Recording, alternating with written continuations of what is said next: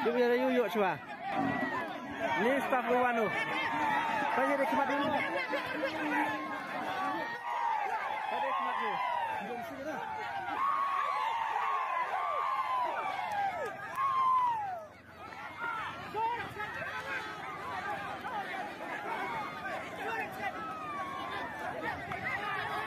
Baik ujung aku.